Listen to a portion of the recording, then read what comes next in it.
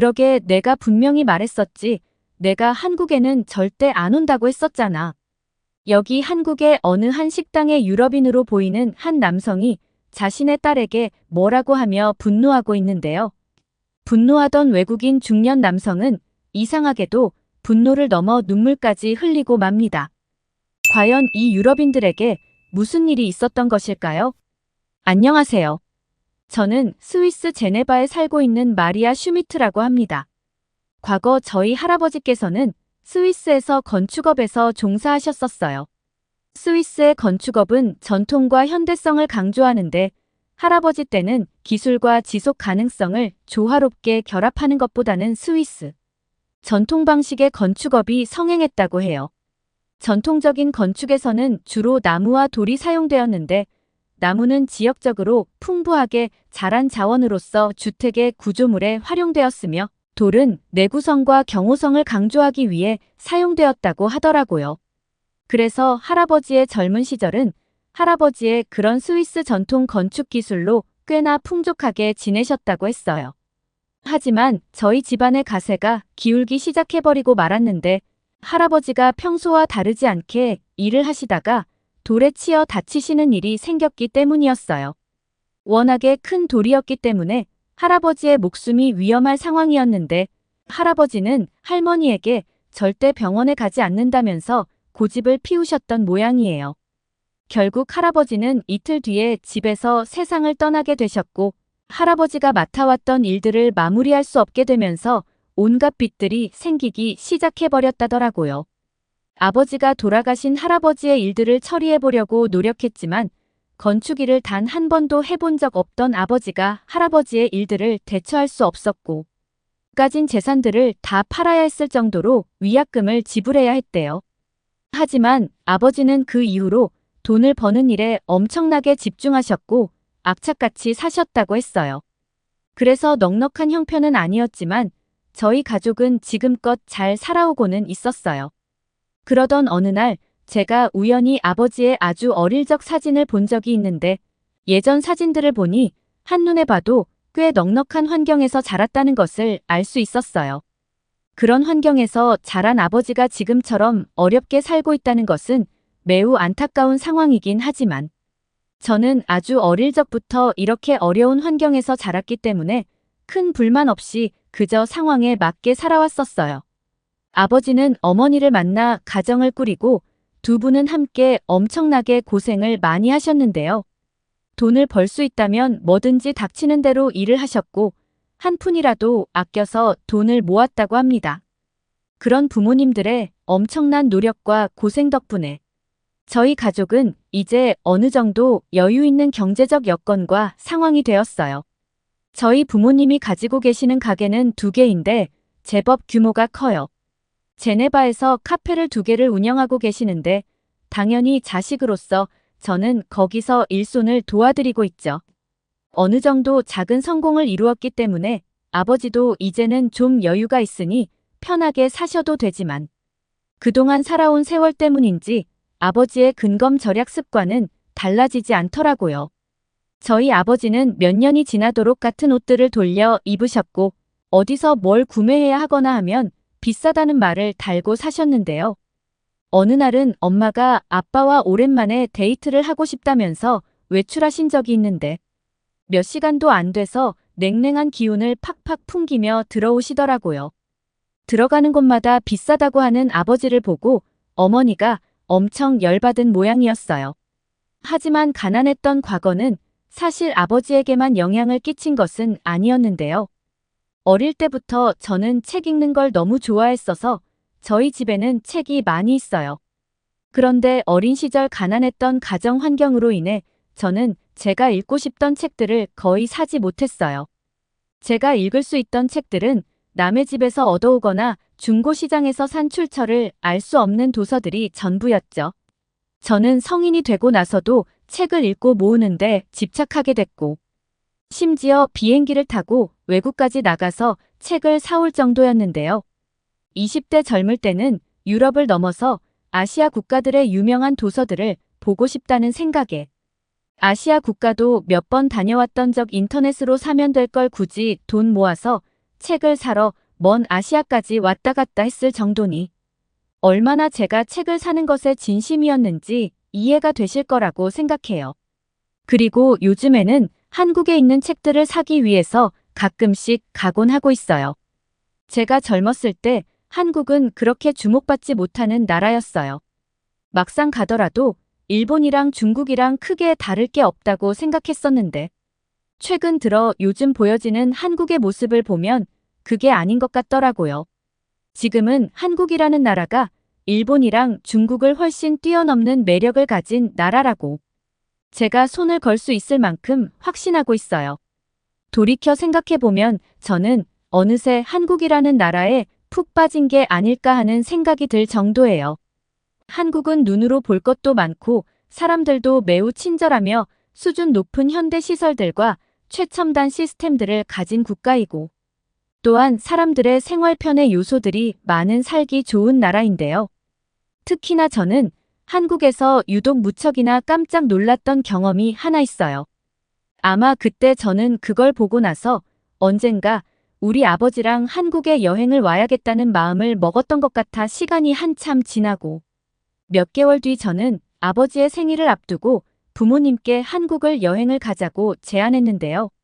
아버지는 기차만 타더라도 유럽 여기저기를 굉장히 저렴하게 여행할 수 있고 스위스에서도 엄청 편하게 아름다운 섬들을 돌아볼 수 있는데 그것보다 비싼 비행기를 타고 먼 나라까지 가서 돈을 쓰냐고 돈 아까운 줄 모른다고 또 잔소리를 시작하더라고요. 저는 실제로 가보면 웬만한 유럽 선진국보다 한국이 훨씬 좋다고 일단 가보면 말이 달라질 거라고 했지만 아버지의 반응은 영 좋지 않았죠. 하지만 저한테 이미 설득당한 어머니와 함께 계속 같이 한국에 가자고 조르니 아버지는 결국 백기를 들고 말았지만 아버지가 절대 비싼 항공은 안 탄다고 고집하시는 바람에 저가 항공사의 비행기를 타고 힘들게 저희 가족은 서울에 도착해 본격적인 한국 구경을 시작했습니다. 비행기도 먼 거리니까 대형 항공사를 탔어야 했는데 저가의 좁은 항공사를 이용해서 일단 시작부터가 체력적으로 힘들더라고요. 공항에 도착했을 때부터 아버지는 거의 입을 다물지 못하시면서 공항을 나왔었는데요.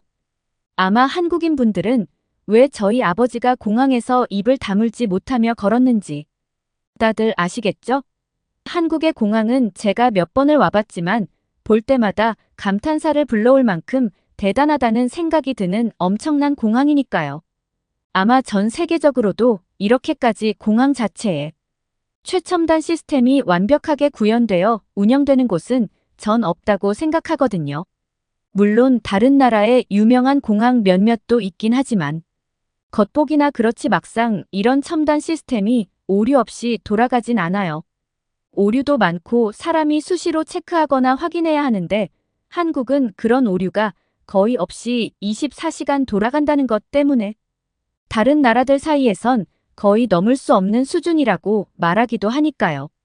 저희는 공항을 나와 서울 명동 거리를 구경했는데요.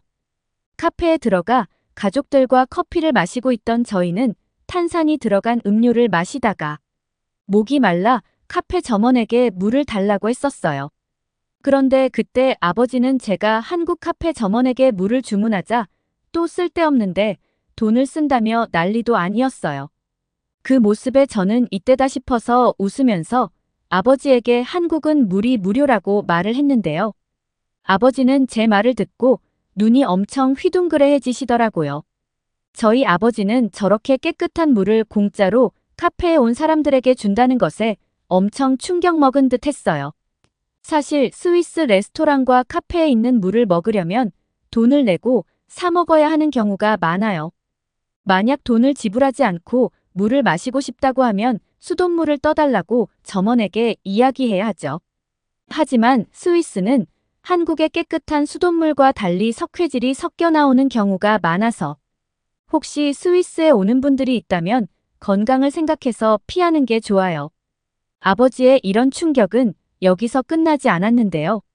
전주에 있는 한옥마을을 구경하던 차에 어머니가 화장실에 가고 싶다는 말을 하셨는데요. 그 소리에 아버지는 어머니에게 조금만 참으라면서 곧 있으면 저녁 시간이니 식당에 가서 화장실에 가라고 말씀하셨지만 저는 괜찮다며 어머니께 근처에 있는 도서실 안에 화장실을 이용하자고 말씀드렸거든요. 그런데 아버지는 너무 당연한 듯 화장실에 쓸데없이 돈을 왜 쓰냐고 또 뭐라고 하셨지만 저는 한국은 화장실도 모두 무료로 쓸 수 있다고 말씀드렸어요. 그러자 아버지는 어떻게 된 게 한국은 물도 그렇고 모든 게 다 무료냐면서 믿기지 않는 듯 재차 저에게 되물어보더라고요. 스위스는 식당이나 카페에서 손님만 화장실을 이용할 수 있거나 공공 화장실을 활용해야 하거든요. 특히 관광지가 많은 스위스는 관광지에서 작은 금액이지만 대부분 비용을 지불해야 화장실을 사용할 사실 저희 나라뿐만 아니라 대부분의 많은 나라들이. 그런데 한국은 반대로 웬만한 공중 화장실도 무료고 식당에 가서도 급하다고 양해를 구하면 쓰게 해주는 게 보통이었어요. 당연히 이런 한국의 모습에 놀랄 수밖에 없으셨죠. 심지어 한국의 화장실은 비데는 기본이고 손 씻는 비누는 물론이고 더 놀랍게도 따뜻한 온수가 나온다는 거죠. 이런 한국을 경험하시면서 아버지는 한국에 살면 돈 아낄 일이 많겠네라고 신기해 하셨어요. 그런 아버지에게 저는 한국에서는 비싼 고급 음식을 굉장히 값싸게 먹을 수 있는 방법도 있다고 말씀드렸는데요. 그 말에 부모님 두 분 다 눈을 동그랗게 뜨시더니 궁금해 하시더라고요. 저는 저녁 식사를 하기 위해서 수소문한 한국의 맛집으로 부모님을 모시고 갔어요.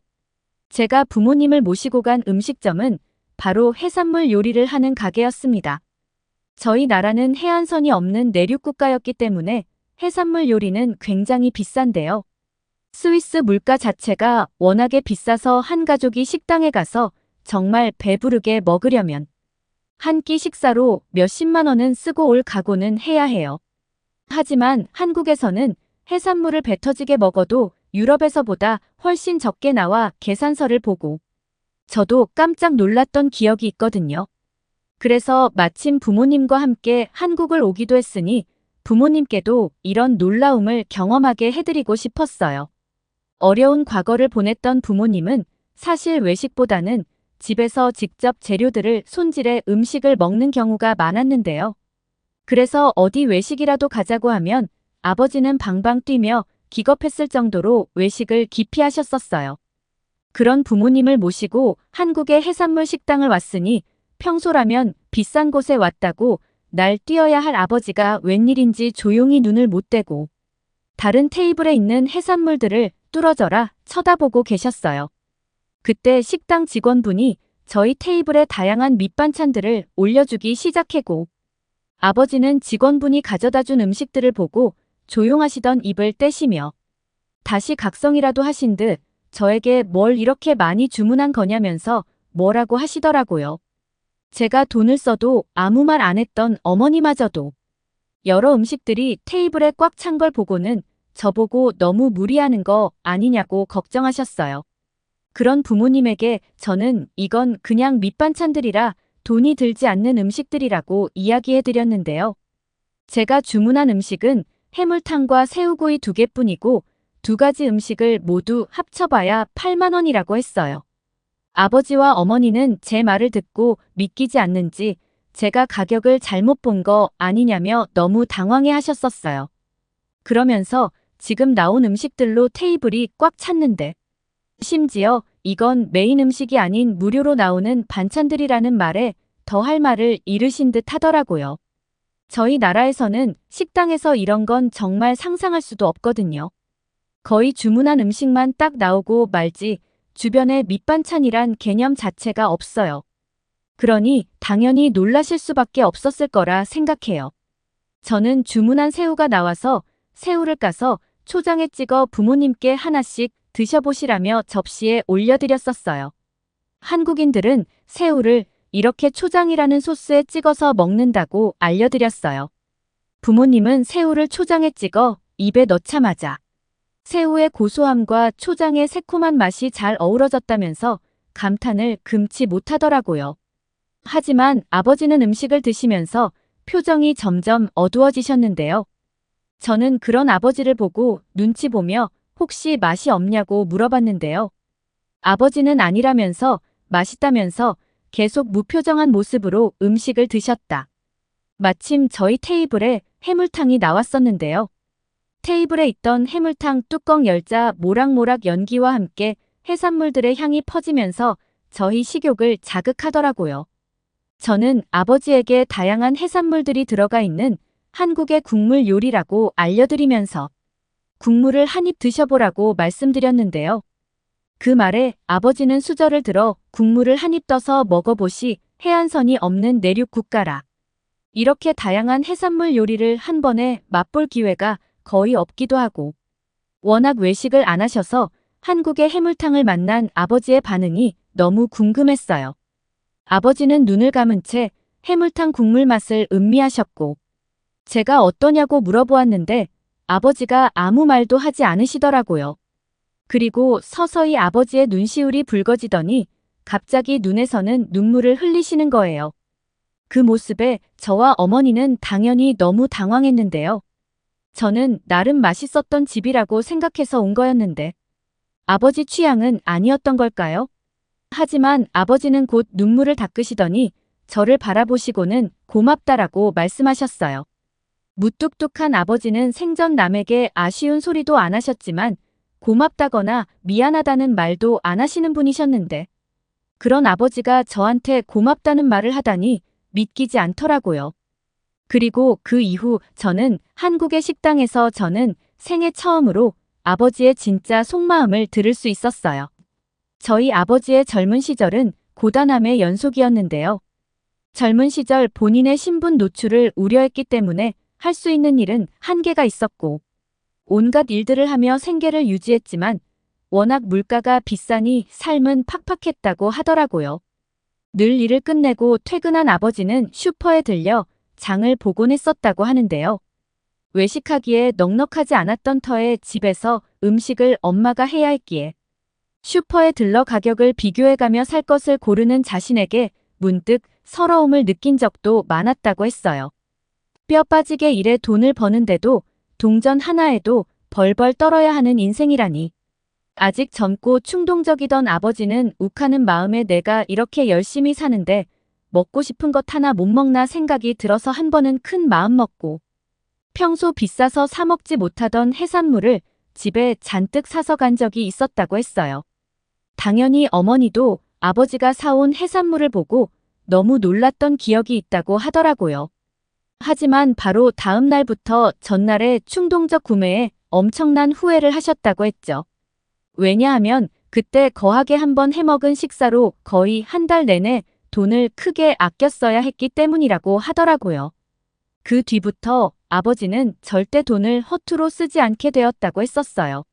자신이 버는 돈은 오로지 가족의 생계와 미래를 위해서 쓰여야 한다고만 생각했기 때문이라고 하셨죠. 그러시면서 스스로 원하는 것들에 대한 생각 자체를 하지 않고 살아오셨다고 했어요. 눈시울을 붉히며 말씀하시는 아버지의 지난 살들을 들으면서 저는 우리 가족을 위해 얼마나 아버지께서 많은 희생을 해오셨는지 뼈저리게 느꼈었어요. 어머니도 감정에 북받쳐 우신 아버지의 모습에 눈시울이 붉어지시면서 아버지를 보고는 당신이 애냐면서 핀잔을 주시면서 눈물을 훔치시더라고요. 아버지는 딸인 제 앞에서 눈물을 보인 게 창피하셨는지 괜히 이상한 딴소리만 하셨는데요. 그러니까 내가 한국에 안 온다고 했잖아라면서 말이죠. 다시 스위스로 돌아가는 날 저는 아버지에게 계속 가족을 위해 사셨으니 이제는 본인을 위해 사셨으면 좋겠다고 솔직하게 이야기했는데요. 한국을 여행한 뒤로 아버지가 이제는 조금은 여유 있게 사시려고 노력하시는 모습을 보며 저는 기분이 좋아요. 그리고 정말 달라진 게 있는데요. 가끔 저희 아버지가 저에게 다가와서는 한국도 갈 일 없니라면서 은근슬쩍 저에게 물어보시는데요. 그런 아버지의 모습이 너무 귀여워서 이제 곧 돌아오는 어머니 생일날 또다시 부모님을 모시고 한국에 갈까 생각하고 있어요. 이번에 다시 한국에 가면 어떤 요리를 먹어볼까 고민 중인데 혹시 한국에 가서 반드시 먹어야 할 메뉴가 있다면 지역과 음식명을 알려주시면 정말 큰 도움이 될 것 같아요. 아버지께 정말 잊지 못할 추억을 남겨드리고 싶고, 한국이라는 나라는 저희 가족에게 너무나 좋은 기억으로 평생 남아있을 것 같습니다.